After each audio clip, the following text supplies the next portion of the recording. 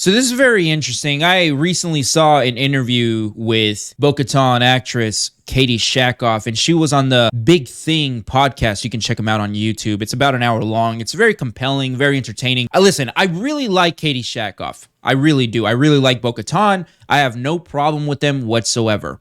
But in this interview, Kattee Shackoff is asked a very important question that speaks to as to why The Mandalorian Season 3, it just isn't good.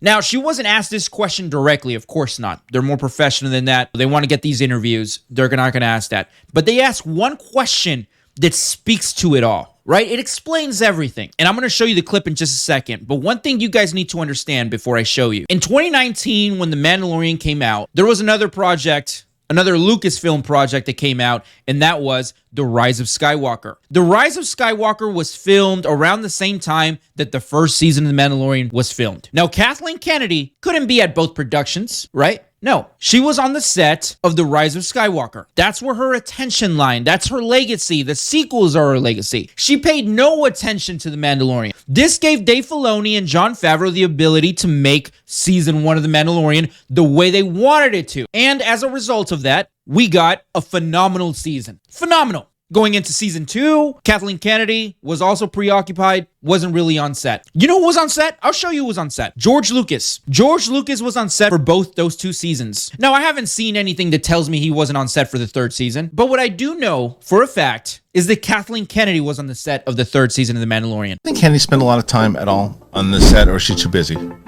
She is seen on set. Okay, sure. yeah. What a smart woman. I love her so much. We got to sit next to each other at a dinner and not only just picked her brain about business, but being a working mom, being so successful, juggling so many different hats. Yeah. You think she sticks around, or her contract's supposed to end at 2025? I'm curious. She's been there for a long time. I hope so. Yeah? She's been there for a long time. And I think it's been great for Star Wars. Kathleen Kennedy being on the set of the 3rd season of The Mandalorian speaks to a lot. It explains a lot. It explains as to why the attention shifted from Din Djarin to Bo-Katan. It explains as to why everything that happened in season 2 with Din Djarin getting the Darksaber, Baby Yoda leaving with Luke Skywalker, Bo-Katan not being the leader of the Night Owls has all been undone. Because, how can I put this? Kathleen Kennedy has a type when it comes to the hero, when it comes to the protagonist of a show or movie. She has a type, right?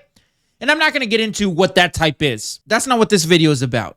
But what this video is about The Mandalorian going forward.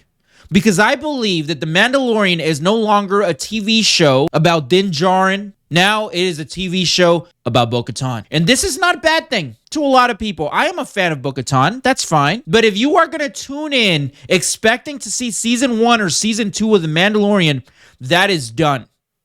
That version of The Mandalorian ended season 2, right? This is not the same Mandalorian show anymore. None whatsoever. And I truly wish that they would rename the show.